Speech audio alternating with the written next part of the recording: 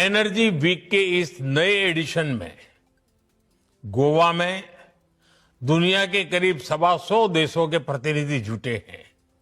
आप एक energy secure और सस्टेनेबल फ्यूचर पर चर्चा करने भारत आए हैं। मैं आप सभी का स्वागत करता हूं, अभिनंदन करता हूं।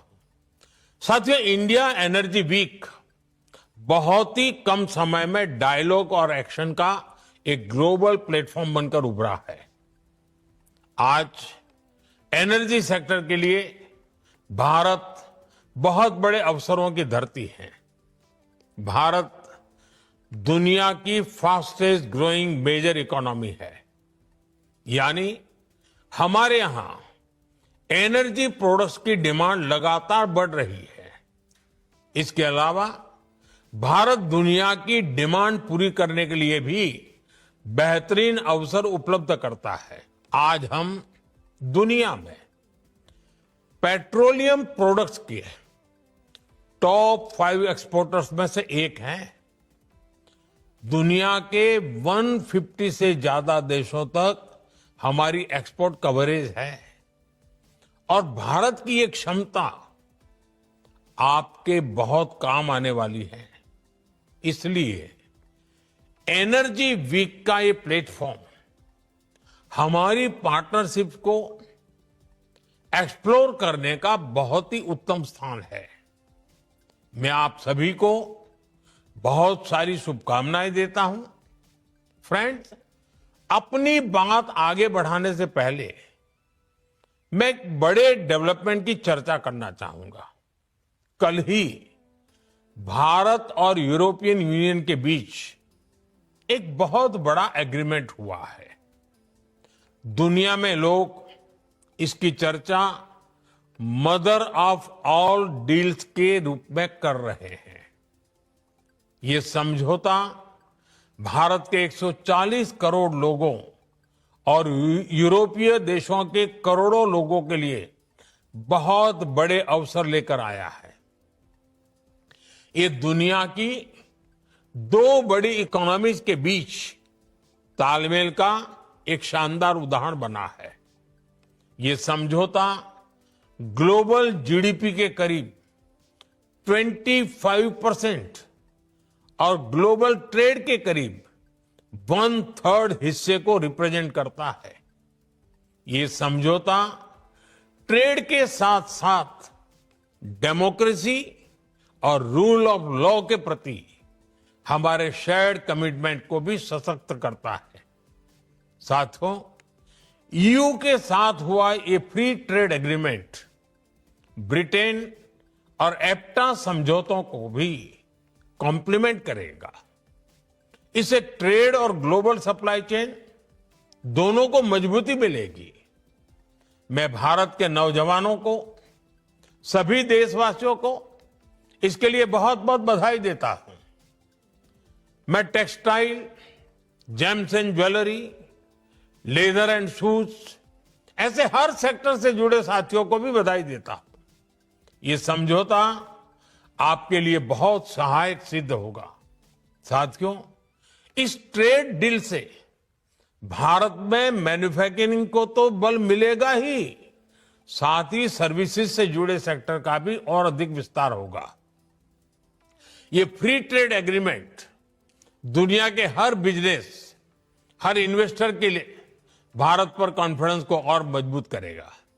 साथियों, भारत आज हर सेक्टर में ग्लोबल पार्टनरशिप पर बहुत अधिक काम कर रहा है। मैं अगर एनर्जी सेक्टर की ही चर्चा करूं तो यहां एनर्जी वैल्यू चेन से जुड़े हुए अलग अलग क्षेत्रों में निवेश की बहुत संभावनाएं हैं। आप एक्सप्लोरेशन का ही क्षेत्र ले लीजिए। भारत ने अपने एक्सप्लोरेशन सेक्टर को काफी ओपन कर दिया है। आपको हमारे डीप सी एक्सप्लोरेशन से जुड़े समुद्र मंथन मिशन की भी जानकारी है। हम इस दशक के अंत तक अपने ऑयल एंड गैस सेक्टर में इन्वेस्टमेंट को $100 बिलियन तक ले जाने का प्रयास कर रहे हैं। हमारा लक्ष्य एक्सप्लोरेशन के दायरे को भी 1 मिलियन स्क्वायर किलोमीटर तक विस्तार करने का है। इसी सोच के साथ हमारे यहां 170 से अधिक ब्लॉक्स को अवार्ड किया जा चुका है। अंडमान निकोबार का बेसिन भी हमारी नेक्स्ट हाइड्रोकार्बन होप बन रहा है। साथियों, हमने एक्सप्लोरेशन सेक्टर में काफी रिफॉर्म्स भी किए हैं। नो गो एरिया बहुत कम कर दिया गया है। इंडिया एनर्जी वीक के पिछले एडिशंस में आपको भी जो भी सुझाव थे, आपने जो कुछ भी कहा, उनके अनुसार हमने अपने एक्ट्स और रूल्स में भी बदलाव किए हैं। यदि आप एक्सप्लोरेशन सेक्टर में इन्वेस्ट करते हैं तो आपकी कंपनी की प्रॉफिटेबिलिटी बढ़ना तय है। साथियों, भारत की एक और विशेषता है जो है एनर्जी सेक्टर में इन्वेस्टमेंट को बहुत फायदेमंद बनाता है। हमारे यहां बहुत बड़ी रिफाइनिंग कैपेसिटी मौजूद है। हम रिफाइनिंग कैपेसिटी के मामले में विश्व में दूसरे स्थान पर है। जल्द ही हम दुनिया में पहले नंबर पर होंगे। आज भारत की रिफाइनिंग कैपेसिटी करीब 260 MMTPA की है। इसे 300 MMTPA के ऊपर ले जाने के लिए निरंतर प्रयास हो रहा है। ये इन्वेस्टर्स के लिए बहुत बड़ा एडवांटेज है। साथियों, भारत में LNG की डिमांड भी निरंतर बढ़ रही है। हमने अपनी टोटल एनर्जी डिमांड का 15% LNG से पूरा करने का लक्ष्य रखा है। इसलिए हमें LNG के पूरे वैल्यू चेन पर काम करने की आवश्यकता है।